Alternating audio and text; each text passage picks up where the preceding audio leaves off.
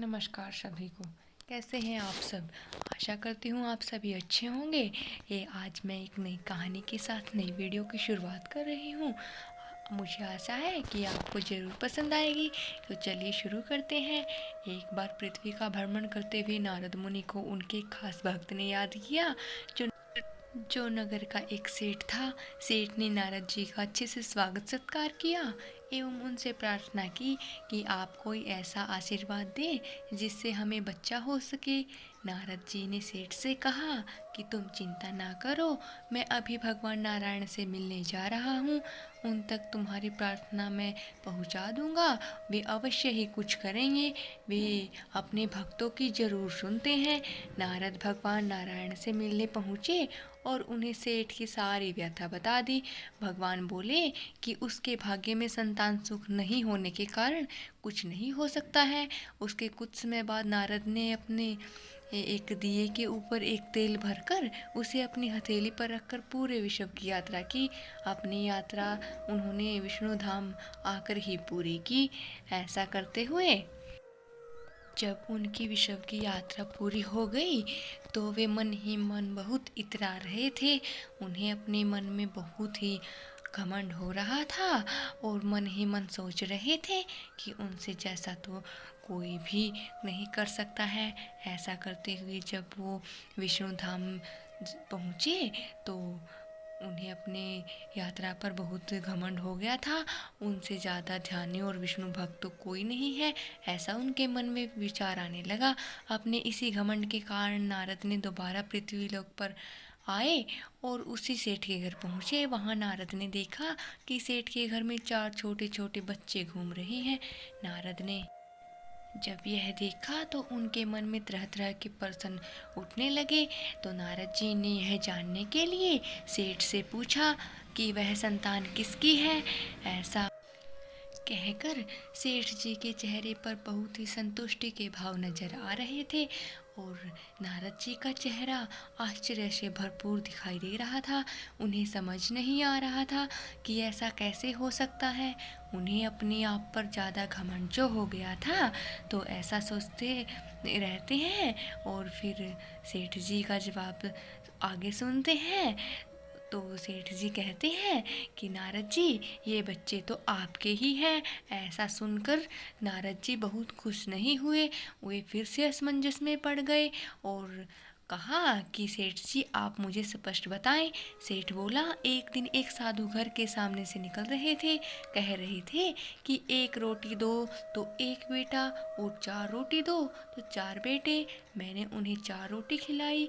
कुछ समय बाद मेरे 4 पुत्र हो गए और अब मैं अपनी ज़िंदगी से बहुत संतुष्ट हूँ और मेरा परिवार खुशियों से भर गया है। उन और सेठ जी बड़े ही संतुष्ट भाव से नारद जी से कहते हैं कि अब उनका परिवार खुशियों से भर गया है। अब उन्हें और किसी भी चीज़ की ज़रूरत नहीं है।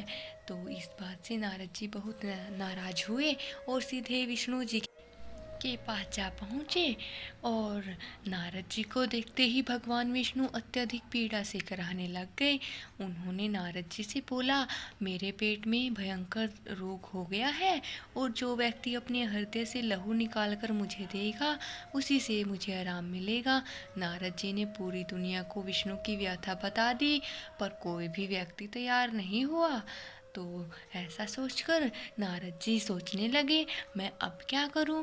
दुनिया में कोई भी ऐसा इंसान नहीं है जो विष्णु जी के लिए अपने लहू को दे सके।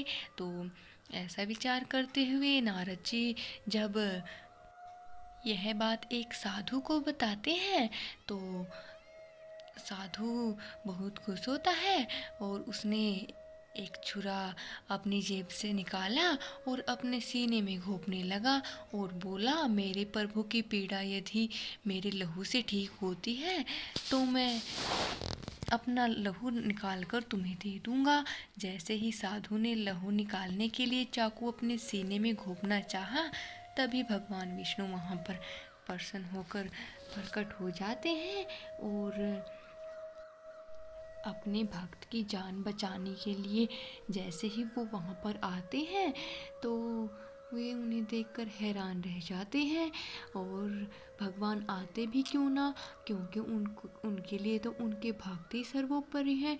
वे अपने भक्तों के लिए कुछ भी कर सकते हैं और अपने भक्तों को कभी भी दुखी नहीं देख सकते। तभी विष्णु भगवान वहाँ प्रकट होते हैं और बोले, जो व्यक्ति मेरे लिए अपनी जान दे सकता है वह व्यक्ति किसी को 4 पुत्र भी दे सकता है। साथ ही नारद से यह भी कहा कि तुम तो सर्वगुण संपन्न ऋषि हो, तुम चाहते तो उस सेठ को तुम भी पुत्र दे सकते थे। नारद को घमंड पर बहुत पश्चाताप हुआ और उन्होंने विचार किया कि अच्छा, तो यही साधु थे जिन्होंने उस सेठ को पुत्रों का वरदान दिया। और मन ही मन सोचने लगे कि ये इतने साधारण साधु होकर भी इतने दयावान हो सकते हैं, तो मैं तो भगवान की श्रेणी में आता हूँ, तो मुझे ये कैसा घमंड हो गया था। उन्हें अपने किए पर बहुत पश्चाताप हुआ और विष्णु भगवान से माफ़ी मांगने लगे। और हमारे विष्णु भगवान बहुत ही दयावान हैं, उन्होंने उनको माफ़ कर दिया। दोस्तों, ये थी प्यारी सी कहानी। अगर आपको पसंद आई हो तो चैनल को सब्सक्राइब कर दें और वीडियो को लाइक कर दें। तो